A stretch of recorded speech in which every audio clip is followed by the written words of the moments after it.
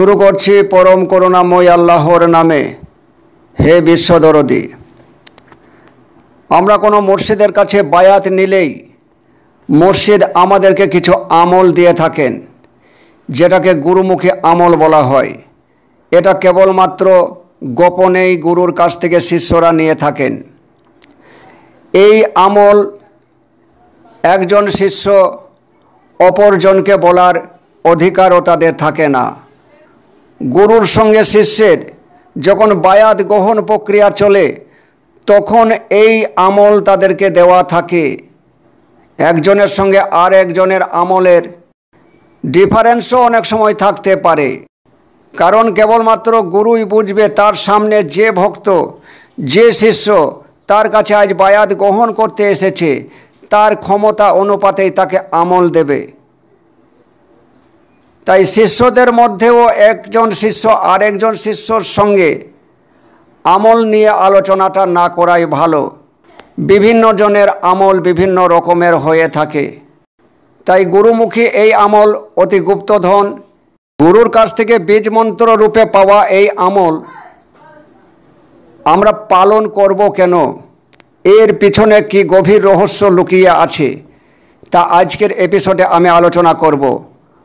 অত্যন্ত গুরুত্বপূর্ণ এপিসোড হতে চলেছে, যে গুরুর কাছ থেকে আমরা বীজ মন্ত্র রূপে আমল পাওয়ার পরেও তাকে আমরা গভীরভাবে পর্যবেক্ষণ করি না, তাকে গভীরভাবে আমরা ভাবি না কেন গুরু আমাদেরকে এই আমল দিলেন, যে কারণে এই আমলের উপরে অনেকজনের একটা অনীহা আসে। অনেকজন ফোন করে বলে যে গুরু মনে থাকে না, সব সময় করতে পারি না। আমি তাদের উদ্দেশ্যেই আজকের এপিসোড বানাচ্ছি, যে সমস্ত আমল বীজ মন্ত্র রূপে বায়াতের কালে দেওয়া হয়, এ অত্যন্ত গুরুত্বপূর্ণ আমল। এই আমলে আপনাকে কত দূর পর্যন্ত নিয়ে যেতে পারে, তা আজকের এই এপিসোডে উপস্থাপন করব। আপনি যেমন এই বাতাস থেকেই শ্বাস টানছেন এবং প্রশ্বাস ফেলছেন, ঠিক আপনার মতোই দেখুন সেই বাতাস থেকেই একটা কুকুর শ্বাস নিচ্ছে এবং ওই বাতাসেই ছেড়ে দিচ্ছে। একটা শূকর শ্বাস নিচ্ছে, ওই বাতাসেই ছেড়ে দিচ্ছে। একটা কাক কবুতর শ্বাস নিচ্ছে, বাতাসে ছেড়ে দিচ্ছে। অর্থাৎ পশু পাখি কীট পতঙ্গ যারাই আছে, এরাও সকলেই এই বাতাস থেকেই শ্বাস নিচ্ছে এবং এই বাতাসেই ছেড়ে দিচ্ছে।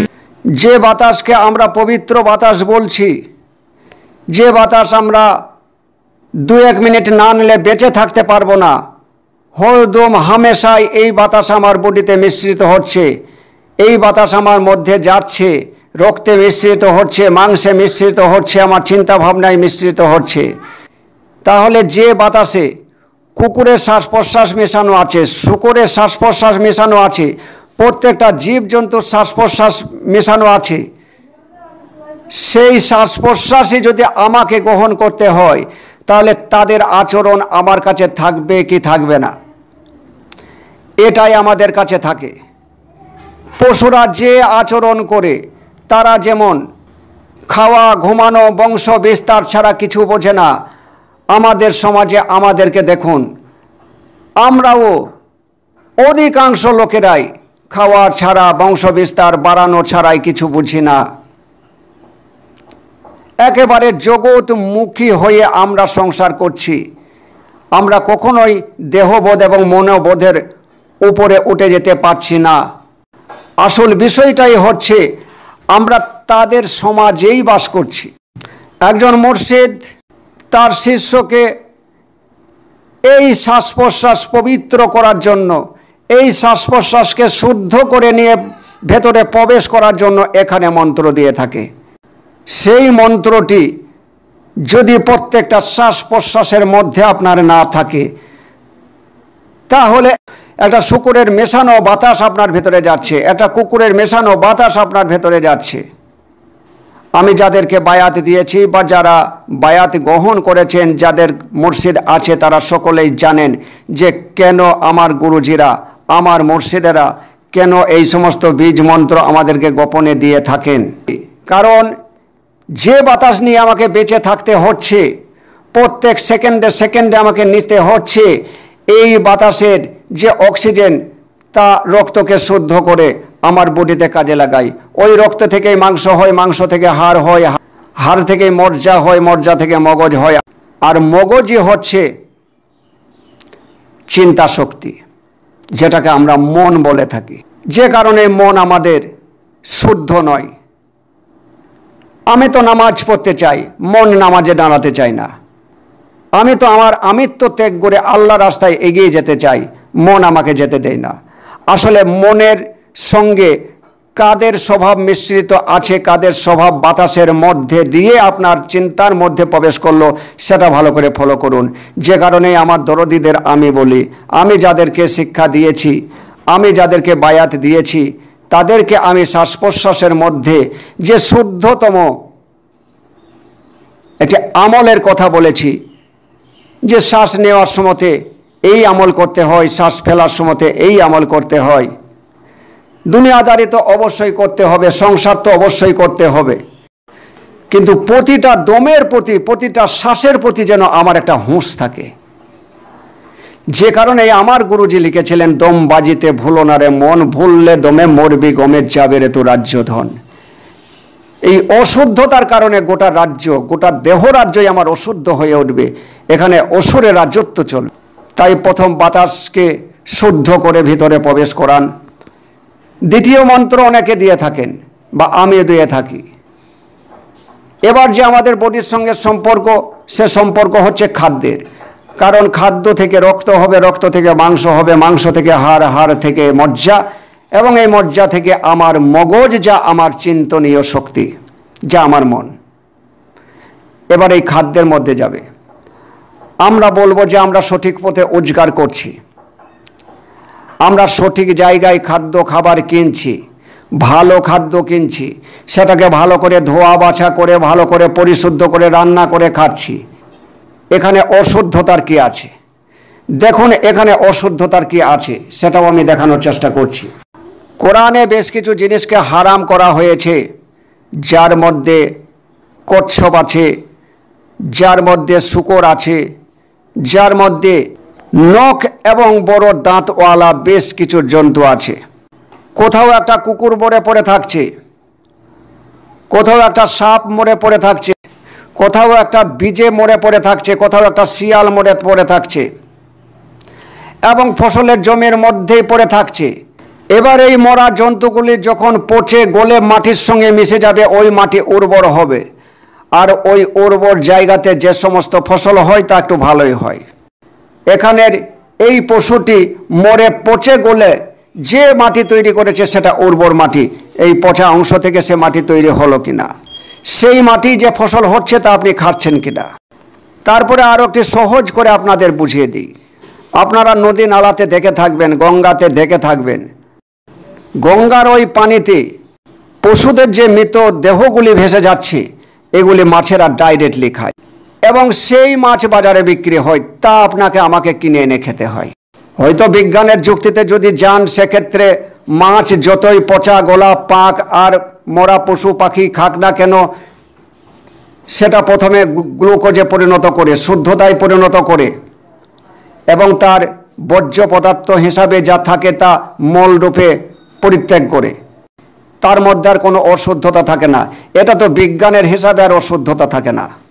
কিন্তু এই শুদ্ধতাও ওই মৃত্যুর মধ্যে ছিল কিনা, এই শুদ্ধতা ওই কুকুরের মধ্যে ছিল কিনা, এই শুদ্ধতা ওই শিয়ালের মধ্যে ছিল কিনা, এই শুদ্ধতা একটা বাঘের মধ্যে ছিল কিনা, ওই পচা গলিত অংশ মাছে খেয়েই তো শুদ্ধ গ্লুকোজে পরিণত করেছে। তাহলে এই শুদ্ধতা ওই পচা গলিত পশুর মধ্যে ছিল কিনা। এবার হয়তো অনেকে প্রশ্ন করবেন, তাহলে কি আমরা সমস্ত খাবার ছেড়ে দেব, আমরা কি বেঁচে থাকবো তাহলে? দেখুন, আমি সে জায়গায় যেতে চাইছি না। যারা তরিকতটাকে বুঝেন, যারা তরিকে রাস্তা ধরে চলতে চান, যারা গুরুমুখী শিক্ষা নিতে চান, যারা গুরুর কাছে গিয়ে বায়াত হন, মসজিদের শরণাপন্ন হন, আমি তাদের জন্য এপিসোড বানাচ্ছি। তারা জানে যে আমরা আমাদের মসজিদের কাছ থেকে কিছু আমল পেয়ে থাকি, যে আমলগুলি আমরা করে থাকি, পালন করে থাকি, কিন্তু কেন পালন করে থাকি তা আমরা বুঝি না। আমি তাদেরকে বোঝানোর উদ্দেশ্যে এপিসোড করছি। আপনি যেমন খুশি তেমনভাবে খাচ্ছেন, তেমনভাবে আপনি খান। আপনার জন্য আমি কিছু বলছি না। আমি বলতে চাইছি যারা মুর্শিদমুখী, যারা মুর্শিদের কাছে বীজমন্ত্র হিসাবে কিছু আমল নিয়েছেন, এই আমল নেওয়ার উদ্দেশ্যটা কি? যাতে করে এই আমলের উপরে তাদের গুরুত্ব বাড়ে। এই গুরুত্ব বাড়ানোর জন্য তার আসল হকিকত বার করছে আজ, তার আসল হকিকত প্রকাশ করছে আজ। এরকমের ভাবে আপনারা দেখবেন কি উদ্ভিদকুল আর কি প্রাণীকুল, যেখান থেকেই এই খাদ্য আমাদের কাছে আসছে, যেখান থেকেই এই খাদ্য আমাদের কাছে আসুক না কেন, আমরা দেখি আর না দেখি এই খাদ্যগুলি কোনো অশুদ্ধ জায়গা থেকে তৈরি হয় কিনা, সেটা আপনাদেরকে আমি দেখানোর চেষ্টা করছি। এখন তাহলে বুঝুন, যে সমস্ত খাদ্যই আমরা তা খাচ্ছি, সেই সমস্ত খাদ্য আমাদের দেখুন একটা অশুদ্ধ জায়গা থেকেই আসছে। তাই এই অশুদ্ধ জায়গায় যে উৎপন্ন হয়েছে, যে তৈরি হয়েছে, যে সৃষ্টি হয়েছে, তা আমার হোক ইনকাম দিয়ে, রোজগার করা টাকা দিয়ে যতই আমি তাকে কিনে আনি না কেন, তার ভিতরে এই অশুদ্ধতা আছে কিনা, একে শুদ্ধ করে খেতে হয়। তাই যে খাবারে আমার সামনে আসুক না কেন, তা প্রত্যেক গ্রাসে তাকে শুদ্ধ করেই আমাকে ভিতরে পড়তে হবে। এই রকমের আমলও মুর্শিদরা তার শিষ্যদের দিয়ে থাকেন। প্রত্যেক গ্রাসে সে শুদ্ধ করবে আর খাবে। আর এই শুদ্ধ খাবার থেকে শুদ্ধ রক্ত হবে, শুদ্ধ রক্ত থেকে শুদ্ধ মাংস হবে, শুদ্ধ মাংস থেকে শুদ্ধ হাড়, শুদ্ধ হাড় থেকে শুদ্ধ মজ্জা, এবং শুদ্ধ মজ্জা থেকে শুদ্ধ মগজ। এই শুদ্ধ মগজ থেকেই আসবে শুদ্ধ চিন্তা, আর শুদ্ধ চিন্তাই হচ্ছে মনের শুদ্ধতা। এই মনে আমি, এই আমিকেই চরম শুদ্ধতার শিখরে নিয়ে যেতে হয়। তাহলে গুরুমুখী এই বিদ্যাগুলি, গুরুমুখী এই আমলগুলি যদি যথাযথভাবে গুরুত্ব দিয়ে আপনারা করেন, আপনাদের বডির প্রতিটা অংশ শুদ্ধ থেকে শুদ্ধতর অংশে তারা পৌঁছাতে থাকবে। এবং শেষ পর্যায়ে যে চিন্তনীয় শক্তি, এই চিন্তনীয় শক্তির মধ্যেই আসবে শুদ্ধ। এবং আমাদের মন শুদ্ধতার চরম শিখরে যখন পৌঁছে যায়, তখন সে শুদ্ধ আত্মায় পরিণত হয়ে যায়। এর জন্যই এত গুরুত্বপূর্ণ আমল মুর্শিদরা বায়াতের সময়তে দিয়ে থাকেন। তাই পরিশেষে আবার দরদীদের প্রতি অনুরোধ রেখে যাব, যারা গুরুর কাছ থেকে, মুর্শিদের কাছ থেকে গুরুমুখী আমলগুলি পেয়েছেন, তারা অত্যন্ত গুরুত্ব সহকারে এটাকে পালন করতে থাকুন। কারণ নিজেকে পবিত্র না করা পর্যন্ত, নিজের মনকে পবিত্র না করা পর্যন্ত, নিজের চিন্তা শক্তিকে পবিত্র না করা পর্যন্ত কোনো রকমেই আপনি আপনার ইবাদতের মধ্যে আপনার মনকে স্থির করতে পারবেন না। দেখুন না, আপনি নামাজ পড়েই দেখুন না, আপনি নামাজে দাঁড়িয়েই দেখুন না, কতক্ষণ পর্যন্ত আপনার মনকে আপনি স্থিরে রাখতে পারছেন। আপনি ধ্যানের কোনো প্রসেস নিয়েই দেখুন না, কতক্ষণ পর্যন্ত আপনার মনকে এক জায়গায় স্থির করে রাখতে পারছেন। আসলে মনই তো শুদ্ধ নয়, মনই তো অশুদ্ধ হয়ে আছে। মনই তো শয়তানের কবলের দিকে পড়ে আছে। সে পশুদের সঙ্গেই মিশে, পশুদের সঙ্গেই, পশুরা যে বাতাস ত্যাগ করেছে, যে বাতাস গ্রহণ করেছে, যে বাতাস মিশিয়ে দিয়েছে, সেখান থেকেই আপনাকে বাতাস নিতে হয়। তাই পশুদের আচরণ তো বাতাসের মধ্যেই আপনার কাছে আসছে। খাদ্যেরও নানান উদাহরণ দিয়ে আমি দেখালাম, সেখানেও তো তাদের আচরণ আপনার মধ্যে প্রবেশ করছে। আর এই কারণেই আমাদের চিন্তা শক্তি, আমাদের মনোশক্তি দেহবোধের মধ্যেই ফেসে থাকতে চাই, মায়ার মধ্যেই ফেসে থাকতে চাই। তাই প্রত্যেকটা দমের প্রতি হুঁশ রাখুন, বেয়াদে একটা দমও যেন না যায় তার প্রতি ইয়াদ রাখুন। এবং প্রত্যেকটা গ্রাসের প্রতি খেয়াল রাখুন, একটা গ্রাসও যেন মুর্শিদের দেওয়া ওই বীজ মন্ত্র থেকে বিচ্ছিত অবস্থায় না যায়। আমরা যারা গুরুপন্থী, আমরা যারা মুর্শিদপন্থী, আমরা যারা সুফিবাদী, আমরা এটাই জানি, গুরু যে বাক্য দেয় সেই বাক্যই আমাদের কাছে এসমে আজম। আমরা যথাযথভাবে তা পালন করার চেষ্টা করি। কারণ আমি কিছু বুঝি আর না বুঝি, আমার মুর্শিদ যখন কিছু আমাকে দিয়েছেন সে বুঝেই দিয়েছেন, তাই আমাকে যখন পালন করতে দিয়েছে আমি তা পালন করব, এটাই আমার কর্তব্য। আপনারা সকলে সুস্থ থাকুন। আপনাদের সুস্থতা কামনা করে আজ এখান থেকে আমার এপিসোড শেষ করছি। খোদা হাফেজ।